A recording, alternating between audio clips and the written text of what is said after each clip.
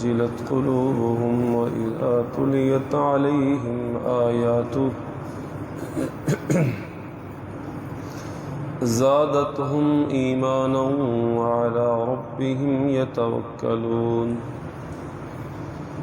الذين يقيمون الصلاة ومما رزقناهم ينفقون أولئك هم المؤمنون حقا لهم درجات عند ربهم ومغفرة ورزق كريم اللهم صل على محمد وعلى آل محمد وبارك وسلم وصل علیہ۔ سورہ انفال کی یہ دوسری، تیسری اور چوتھی آیت، ان آیات بینات میں اللہ تعالی نے کامل اور سچے اور پکے مومنوں کی چند علامات بیان فرمائی ہیں۔ پڑھنے کا مقصد یہ ہے کہ میں بھی کوشش کروں، دیکھوں کہ میرے اندر یہ صفات ہیں یا نہیں، آپ بھی سنیں، دیکھیں اور سوچیں، اگر ہیں تو اللہ کا شکر کریں اور اگر نہیں تو پھر اس کی فکر کریں۔ انما المؤمنون الذين اذا ذكر الله وجلت قلوبهم، مومن تو وہ ہیں کہ جب اللہ کا ذکر کیا جاتا ہے تو ان کے دل ڈر جاتے ہیں، ان کے دل ڈر جاتے ہیں، یعنی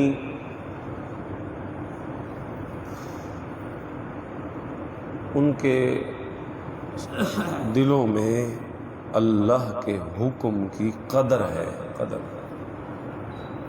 جس کے دل میں جتنی جس بندے کی قدر ہو تو اس کی بات کا بھی وہ اتنا ہی اثر لیتا ہے۔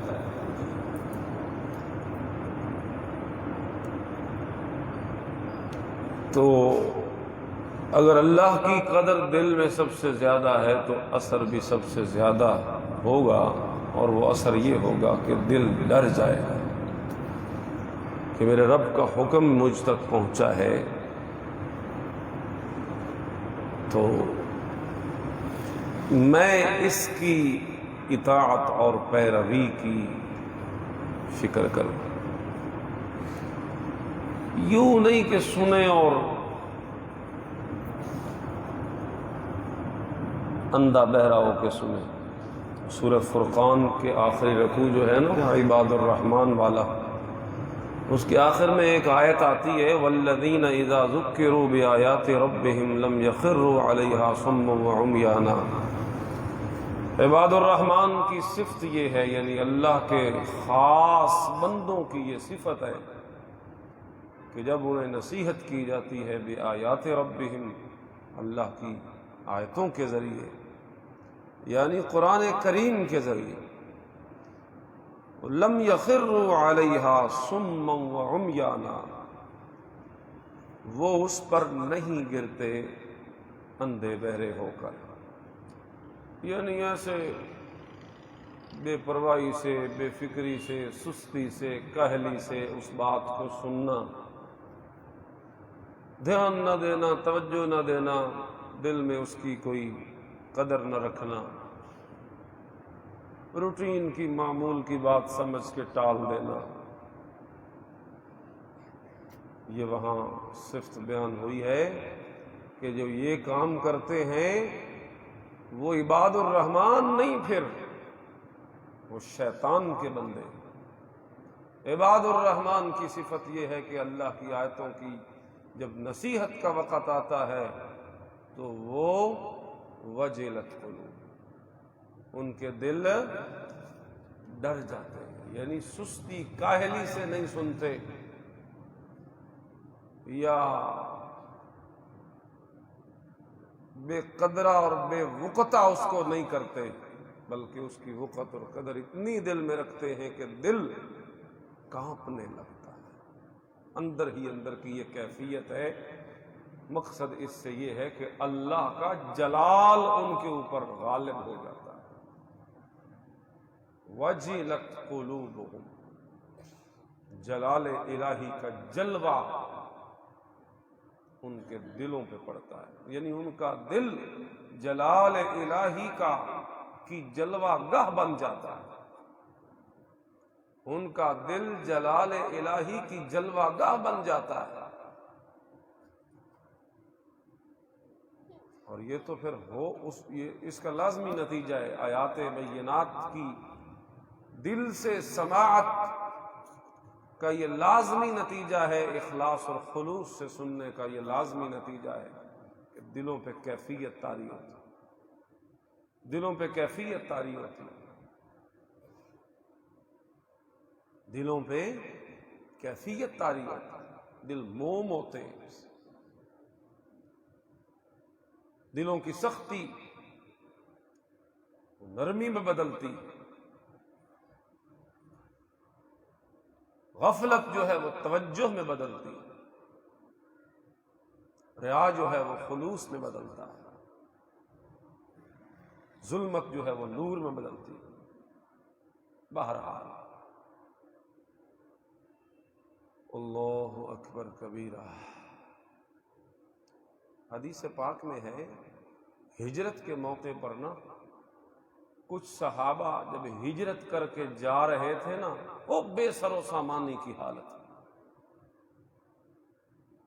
ان کے پیروں میں جوتے نہیں، سر پہ پگڑی نہیں، کپڑے پھٹے پرانے، مال متا تو انہی ظالموں نے چھین لیا ہے مکے والوں، حتیٰ کہ بیویوں کو بھی چھین لیا.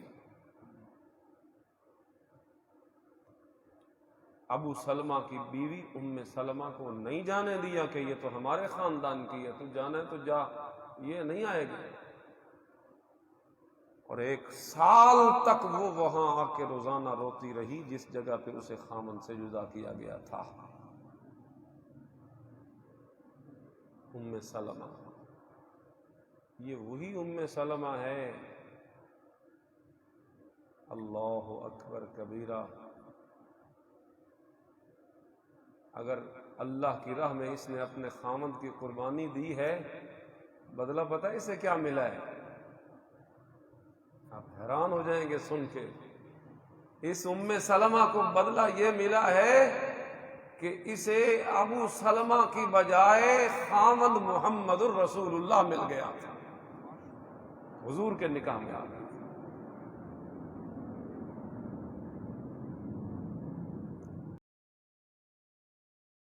اچھا، وہ کچھ صحابہ جا رہے تھے نا، تو جب ان کے پیچھے لگے مشرکین مکہ پکڑنے کے لیے یا گرفتار کرنے کے لیے، قرآن کہتا ہے ان کا ایمان بڑھ گیا تھا. اس حالت میں ان کا ایمان، یہ اگلی صفت وہی آ رہی ہے، وَإِذَا تُلِيَتْ عَلَيْهِمْ آيَاتُهُ زَادَتْهُمْ إِيمَانًا. یعنی اگر کوئی، یہ تو ہے نا کہ آیتیں جب ان پہ پڑھ پڑھ کے سنائی جاتی ہیں قرآن کی تو ان کا ایمان بڑھتا ہے. یہ دوسری صفت ہے. پہلی دل ڈرتا ہے، دوسری ایمان بڑھتا ہے. ایمان میں کمی زیادتی ہوتی رہتی ہے. اس کا تعلق ہمارے افعال، اعمال، کردار، اخلاق سے. یہ اگر بہتر رہیں گے تو ایمان ترقی کرتا جائے گا.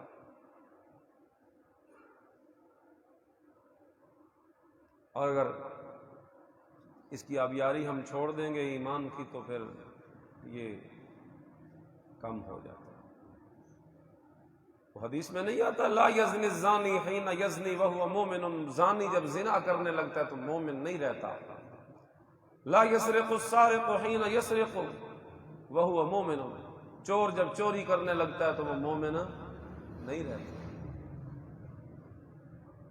اور جب بندہ اطاعت الہی کا مجسمہ بن جاتا ہے، عرش الہی تک پرواز کر جاتا ہے. سیدنا ابراہیم خلیل اللہ کو جب وہ ڈالنے لگے تھے آگ میں وہ بھی تو ایک ایمان تھا نا دل میں، جس نے اتنی ترقی، حالانکہ اکیلا بندہ، پوری مملکت اس کی دشمن، اور آج انجام کار تک پہنچانے کے لیے تلی ہوئی ہے پوری مملکت ایک طرف، اور اکیلا نہتھا بندہ ایک طرف۔ لیکن ایمان جب ترقی کرنے لگا، اتنی ترقی ایمان نے کی کہ عرش الہی کو تھر تھرا کے رکھ دیا، ہلا کے رکھ دیا، فرشتوں میں ہلچل مچ گئی۔ اللہ تیرا خلیل تیرے لیے گھر چھوڑ چکا ہے، ماں باپ چھوڑ چکا ہے، برادری چھوڑ چکا ہے، ہر قربانی دے چکا ہے، اور اب اسے آگ میں ڈالا جا رہا ہے اور ہمیں کوئی حکم نہیں۔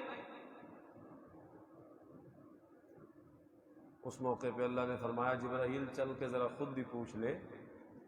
تو جب جبرائیل آیا تو ابراہیم کہنے لگے، مولا روم کہتے ہیں گفت ابراہیم نئے روز میں واسطہ زحمت بود بعد العیاں۔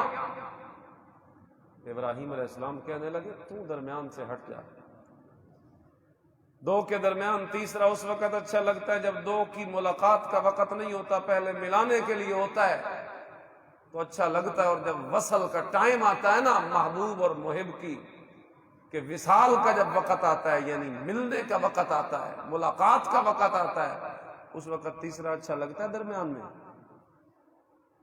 کہا اب تو میری اور اس کی ملاقات کا وقت ہے، نیرو ازمیا، نکل درمیان سے، واسطہ زحمت بود بعد العیاں، اب واسطہ بڑی تکلیف دے رہا ہے، بعد العیاں کہ اب اس کی ذات کا جلوہ میری آنکھوں کے سامنے ظاہر ہو چکا۔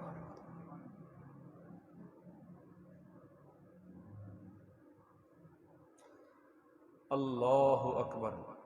تو ایمان جب بڑھتا ہے تو پھر بڑھتا کیسے ہے یہ بتایا، اذا تلیت علیہم آیاتہ زادتہم ایمانا۔ ایمان کے بڑھنے کا تعلق کس سے ہے؟ قرآن کریم کی تلاوت سے۔ خالی تلاوت ہو تو پھر بھی فائدے سے خالی نہیں، اور اگر فہم کے ساتھ ہو واللہ اللہ، پھر تو اس کی مثل ہی کوئی نہیں۔ حدیث پاک میں حضور نے فرمایا یہ تمہارے دل زنگ آلود ہو جاتے ہیں، ان کے زنگ اتارنے کا طریقہ قرآن کریم کی تلاوت ہے۔ اور یہ ذہن میں رکھیے کہ قرآن کریم کی تلاوت کا حکم جو ہے نا، اس سے مراد فہم سے ہی ہوتی ہے۔ خالی تلاوت کو میں تو نہیں کہتا، ویسے بڑے بڑے ائمہ کرام نے یہاں تک لکھ دیا کہ قرآن کریم کی تلاوت بغیر فہم کے مکروہ ہے، یعنی فہم قرآن پہ انہوں نے اتنا زور دیا اپنی بات کو، یعنی اتنا انہوں نے سمجھانے کی کوشش کی لوگوں کو، اور اس حد تک وہ کہہ گئے کہ سمجھے بغیر تلاوت کرنا مکروہ، یعنی ان کے نزدیک اس کی اہمیت اتنی ہے۔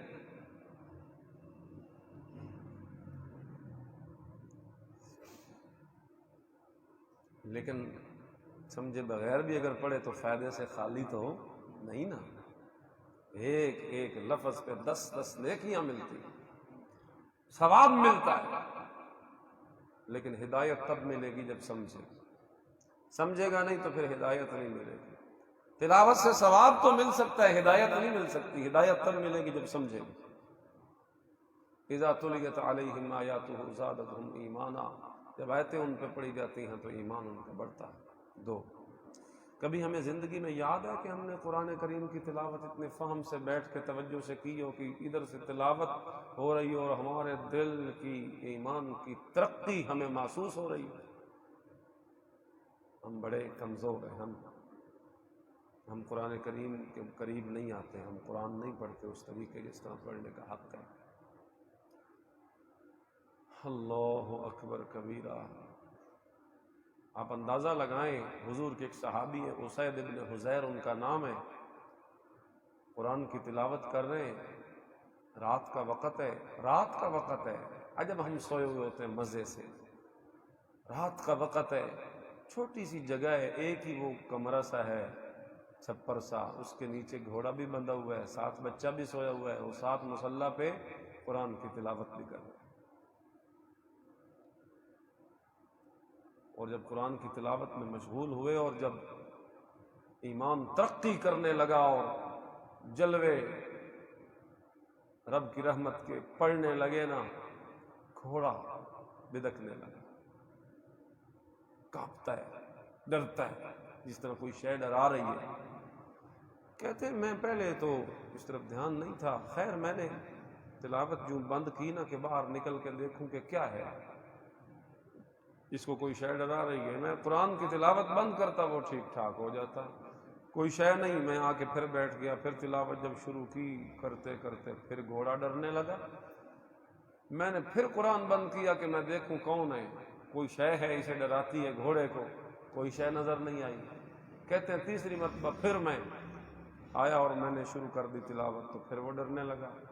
پھر میں اٹھا کہ میرا بچہ پاس سویا ہوا ہے اور جس طرح یہ ہل رہا ہے کہیں میرے بچے کا نقصان نہ ہو جائے، یہ اس کی جان نہ مار دے، کوئی بچے کا نقصان نہ کر دے، پاس ہی بچہ سویا ہوا ہے اور پاس وہ اتنا سخت بدک رہا ہے۔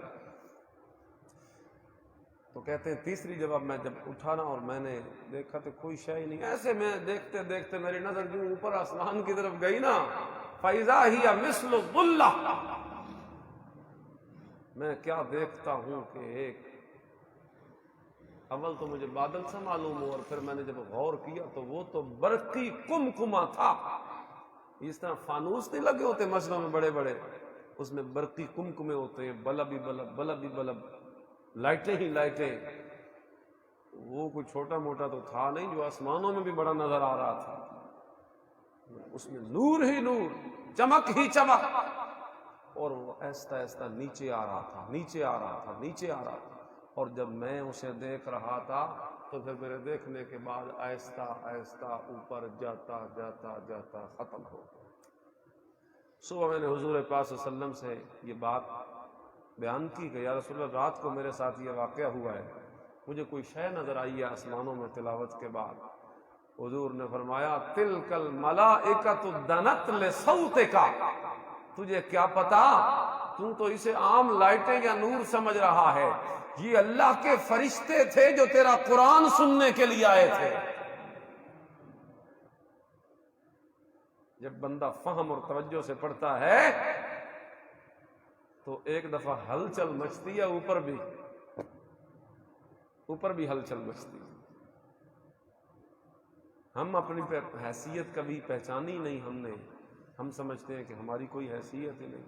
ہماری وہ حیثیت ہے کہ ہم قرآن کریم کے ذریعے ملأ اعلیٰ کو بھی ہلا سکتے ہیں، وہاں بھی حرکتیں پیدا کر سکتے ہیں اپنے ایمان کی حرکت کے ذریعے۔ اللہ اکبر۔ وعلی ربہم یتوکلون، تیسری صفت کہ وہ اپنے رب پہ بھروسہ رکھتے ہیں، اپنے رب پہ بھروسہ۔ وہ بھروسہ اللہ پہ ہونا چاہیے، اللہ کے سوا جس پہ بھی بھروسہ ہوگا تو یہ شرک ہوگا، کیونکہ یہ رب کی صفت ہے نا کہ بھروسہ اس پہ ہو۔ اللہ ولی الذین آمنوا، یہ پیچھے ایک آیت ہے،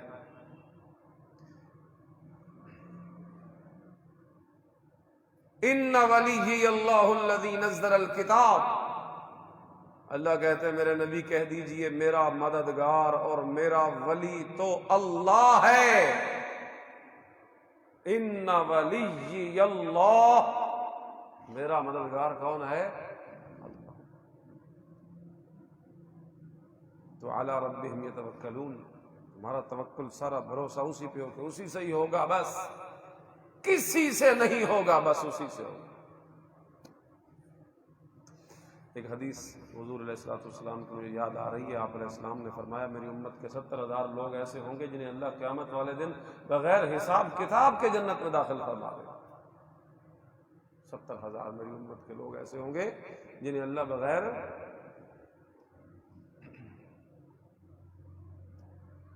تو صحابہ نے پوچھا رسول اللہ وہ کون ہوں گے، ان کی صفتیں کیا ہیں؟ حضور نے فرمایا الذین، یہ وہ ہوں گے لا یرقون ولا یسترقون ولا یتداوون وعلی ربہم یتوکلون، یہ وہ ہوں گے الذین لا یرقون، جو جھاڑ پھونک کا کام نہیں کرتے کرواتے ہوں گے، لا یسترقون، یا خود کرتے ہوں گے نہ کرواتے ہوں گے، ہماری عادت ہے چھوٹا چھوٹا معاملہ ہوا جھاڑ پھونک کے بڑے ہم قائل ہوتے ہیں، تعویذوں کے اس طرح دھاگے باندھے ہوتے ہیں، بعضوں نے یہاں ڈولوں پہ، بعضوں نے یہاں دھاگے لگائے ہوتے ہیں، بعض نے کڑے پہنے ہوتے ہیں، بعض نے پیروں میں ڈالے ہوتے ہیں۔ یہ کیا ہے؟ یہ ایسے نہیں ہے، اس کے پیچھے عقیدہ ہے، اس کے پیچھے توکل اور بھروسہ ہے اسی چیز پر جو اس نے اپنے پیر میں یا ہاتھ میں ڈالی ہوئی۔ اور میرے محبوب نے ایک بندے کو دیکھا تھا، غالباً مسند احمد کی حدیث ہے، میرے محبوب علیہ الصلوۃ والسلام نے ایک بندے کو دیکھا تھا، ہاتھ میں اس نے کڑا دھاگا اس طرح کا پہنا ہوا تھا۔ حضور علیہ الصلوۃ والسلام نے فرمایا تھا یہ کیا پہنا ہوا تو نے، اس کو اتار دے، اور اگر تو اسے نہیں اتارتا تو میرا رب تجھے اسی کے حوالے کر دے گا، پھر یہی ہے تیرا سب کچھ۔ آج یہ مرض عام ہے، ہر دوسرے بندے کو دیکھو تو اس نے کوئی نہ کوئی شے باندھی ہوئی ہے، گلے میں لٹکائی ہوئی ہے، عجیب عجیب پٹا نال تویز، پیٹ پہ تویز، سینوں پہ معاذ اللہ عورتوں کو قرآن کی آیت لکھی ہوئی ہے، اور اندام کے اردا گرد قرآن کی آیت لکھ کے باندھی ہوئی ہے۔ میاں عجیب ہی معاملہ ہے، کوئی بہرحال اللہ محفوظ رکھے۔ تو حضور کیا فرماتے ہیں؟ الذین لا یرقون ولا یتداوون۔ اگلی بات سنو جی، یہ تو جھاڑ پھونک ہے نا، حضور نے فرمایا وہ دوا بھی نہیں کرتے ہوں گے، حالانکہ دوا تو کیا ہے، خود حضور کی سنت ہے، لیکن یہ فرمایا یعنی ان کا ایمان اتنا اونچا ہوگا کہ وہ یہ کہیں گے علی ربہم یتوکلون، جس نے دی ہے وہ خود ہی ٹھیک کرے گا۔ بڑی اس میں بشارت تو بڑی دی کہ بغیر حساب کتاب کے جنت، لیکن شرطیں بھی بڑی سخت ہے، دوا بھی نہیں کرے گا۔ حضرت عکاشہ کھڑے ہو گئے، یا رسول اللہ اللہ سے دعا کیجئے اللہ مجھے بھی ان میں شامل کر دے۔ حضور نے فرمایا عکاشہ تو ہو گیا انہی میں سے۔ ایک دوسرا صحابی اٹھا، اس نے کہا یہ تو بغیر حساب کتاب والوں میں شمولیت ہو رہی ہے۔ ایک دوسرا اٹھا، یا رسول اللہ میں بھی، میرے لیے بھی دعا کیجئے کہ میں بھی۔ حضور نے فرمایا سبقک بہا عکاشہ، بات ختم ہو گئی، عکاشہ تم پہ سبقت لے گیا، عکاشہ تم پہ سبقت لے گیا، کوٹا ختم ہو گیا بس۔ اللہ اکبر۔ تو اتنا توکل ہو اللہ، ان چیزوں پہ توکل نہ ہو اللہ کے سوا۔ یہ لوگ آستانوں پہ گرے پڑے، اپنی حاجتوں ضرورتوں کو قبروں پہ، درباروں پہ، مزاروں پہ خاک شفا مٹی وہاں کی چاٹتے، جہاں نظر نیازیں دیتے ہیں، دیگے چڑھاتے ہیں، شیرینیاں تقسیم کرتے ہیں، اور وہاں جاتے ہیں تو یوں لگتا ہے جیسے مکے مدینے میں آئے ہوئے ہیں۔ ان کے دلوں کی کیفیت ایسی ہوتی ہے، وہ یوں سمجھتے ہیں کہ ہماری روحانی مرکز یہی ہے، شرک کا اڈا ہمارا روحانی مرکز، شرک کا اڈا ہمارا روحانی مرکز۔ حضور نے فرمایا تھا لعن اللہ الیہود والنصارى، لعنت ہو، یہ وہ نبی ہے جسے اللہ نے فرمایا ما ارسلناک الا رحمۃ للعالمین، رحمۃ للعالمین کی زبان سے لعنت نکل رہی ہے، تو کیس تو کوئی بڑا ہی ہوگا جس پہ رحمۃ للعالمین کی زبان سے لعنت۔ تو فرمایا کون ہے جن پہ میں لعنت کر رہا ہوں؟ فرمایا میں کیا، لعن اللہ، اللہ بھی لعنت کرتا ہے الیہود والنصارى، یہودیوں عیسائیوں پر، اتخذوا قبور انبیائہم مساجدا، کیونکہ انہوں نے اپنے نبیوں کی قبروں کو سجدہ گاہ بنا لیا تھا، اور پھر خود دعا مانگنے شروع ہو گئے اللہم لا تجعل قبری وثنا یعبد، اے اللہ میری قبر کو سجدہ گاہ نہ بنا، میری قبر کو بت نہ بنانا کہ اسے پوجا جائے۔ اللہم لا تجعل قبری عیدا، اے اللہ میری قبر کو عید گاہ نہ بنانا، عید نہ، یعنی عیدوں پہ جس طرح مجمع ہوتا ہے، میلہ ہوتا ہے، تو میری قبر پہ یہ چیز نہ ہو۔ وقبر ابیک سید کل قبر وفیہ سید الناس الرسول، جس وقت سیدہ فاطمہ الزہرا رو رہی تھی اپنے باپ کی تدفین کے بعد، تو تدفین کرنے والے دلاسا دے کے فاطمہ الزہرا کو کہہ رہے تھے تو کیوں گھبراتی ہے، وقبر ابیک سید کل قبر وفیہ سید الناس الرسول، تیرے باپ کی قبر تو دنیا کی ساری قبروں کی سردار ہے، کیونکہ تیرا باپ خود جو پوری جہان کا سردار ہے۔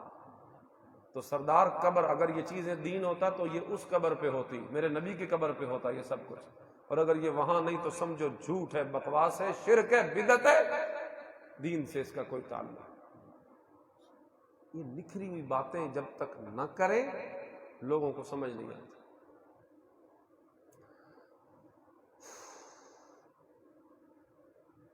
اپنے رب پہ توکل، وہ کسی چیز پہ بھروسہ نہ ہو اللہ کے سوا۔ چوتھی صفت، تھک تو نہیں گئے؟ الذین یقیمون الصلاۃ، پڑھتے ہوں گے وہ نماز، یہ پکے مومن۔ دیکھا پہلے نمبر پہ فرمایا اللہ کے ذکر سے ان کا دل ڈرتا ہے، دوسرے پہ فرمایا اللہ کی آیتوں سے ان کا ایمان بڑھتا ہے، تیسرے پہ فرمایا وہ اللہ پہ توکل کرتے ہیں۔ ایمان ایمان ایمان، ساری محنت اور پہلا نمبر عقیدے پہ لگایا۔ اب آئی عمل کی بات، الذین یقیمون الصلاۃ، وہ جو نماز پڑھتے ہیں۔ یقیمون، قیام، ایک ہوتی نماز پڑھنا، ایک نماز قائم کرنا۔ نماز کی قیام کی 10 شرطیں ہیں، اسی قرآن کریم میں بیان ہوئی ہیں مختلف آیات کے حوالے سے، جس میں مثال کے طور پہ طہارت بدنی اس میں شامل ہے کہ پہلے وہ تسلی کرے میرے کپڑے پاک، میرا بدن پاک، جگہ پاک، یہ ساری تسلی، پھر وضو کرے اچھے طریقے سے، پھر اسی طرح وقت کی پابندی کا خیال کرے، پھر باجماعت پڑھے، پھر خشوع و خضوع کے ساتھ پڑھے، اس طرح کی مختلف۔ تو اس انداز میں ہماری نمازیں، اللہ معاف کرے، نمازیں نہیں رہی، وہ نمازیں جو معیار تھا اللہ کے ہاں وہ نہیں رہی، ہمیں پتہ ہی نہیں ہوتا ہم نے کیا پڑھا ہے۔ شیطانی وسوسے اتنے کثرت سے آتے ہیں، ہٹا کے بھی بندہ ان کو بعض اوقات مجبور ہو جاتا ہے میں کیا کروں، یعنی اتنا ہم جم گھٹا ہے ہمارے دماغ میں سوچوں کا کہ جب نماز میں کھڑے ہوتے ہیں تو وہ سارا معاملہ جو ہے ایک دفعہ کھل جاتا ہے، طرح طرح کی سوچیں، طرح طرح کے خیالات ہماری نمازوں میں آتے۔ اللہ ہمیں توفیق دے کہ ہم نمازوں کی فکر کریں، نمازوں کو درست کر لیں۔ اس میں بھی بڑی تاثیر ہے نماز میں۔ تفسیر ابن کثیر میں علامہ ابن کثیر رحمہ اللہ نے امن یجیب المضطر، اس آیت پہ ایک واقعہ لکھا ہے، چلو بات لمبی ہو رہی ہے۔ ومما رزقناہم ينفقون، 5ویں صفت یہ ہے کہ وہ خرچ کرتے ہیں اس مال میں سے جو ہم نے ان کو دے رکھا ہے، نیک کاموں میں خرچ کرتے ہیں۔ یہ بھی ایک بڑا عمل ہے، بہت بڑا عمل۔ وہ 28ویں پارے کی آیت ہے نا، جب اس پہ موت آئے گی، حتی اذا جاء، ہاں تو وہ کیا ہے گا، لولا اخرتنی الی اجل قریب، اللہ مجھے تو نے مہلت کیوں نہ دی ایک مدت مزید تک، کیوں کیا کرنا تھا؟ کہتا ہے فاصدق، میں صدقہ کرتا، یعنی وہ آگے جب جا کے دیکھے گا نا کہ صدقے کا ثواب کتنا ہے تو وہ یہی کہے گا کہ میں صدقہ اور کر لوں، مجھے تھوڑا وقت اور دیا جائے، اتنا بڑا۔ اور ایک حدیث میں آتا ہے ان صدقۃ السر لتطفئ غضب الرب، یہ جو خفیہ صدقہ کرنا ہے نا، مٹھی میں کسی کے پکڑا دینا، کچھ ضرورت مند کے دکھلاوے کے بغیر، فرمایا یہ چیز اللہ کے غصے کو ٹھنڈا کرتی ہے۔ ہم نے اللہ کو کتنا غصہ دلا رکھا ہے بدعمالیاں کر کے، تو ٹھنڈا کرنے کا بھی ہمیں خود اہتمام کرنا ہے۔ اس کا یہ طریقہ ہے صدقۃ السر، چپکے سے خفیہ طور پہ کسی کی ہیلپ کرنا، صدقہ کرنا۔ اللہ بہرحال شیطان ہمارا بڑا دشمن ہے، وہ ہمیں ایسی جگہ پہ دینے کے لیے مجبور کرتا ہے جہاں 4 بندے ادھر ادھر کھڑے ہو دیکھ رہے ہو، وہاں ہم جناب جیب سے نواں نوٹ نکالے، نیا لوگوں کو دکھا کے۔ میں کسی کی نیت پہ شک نہیں کرتا، لیکن میں یہ سمجھا رہا ہوں آپ کو کہ وہاں شیطان کے آنے کا بڑا خطرہ ہے۔ علانیہ بھی دے سکتے ہیں آپ،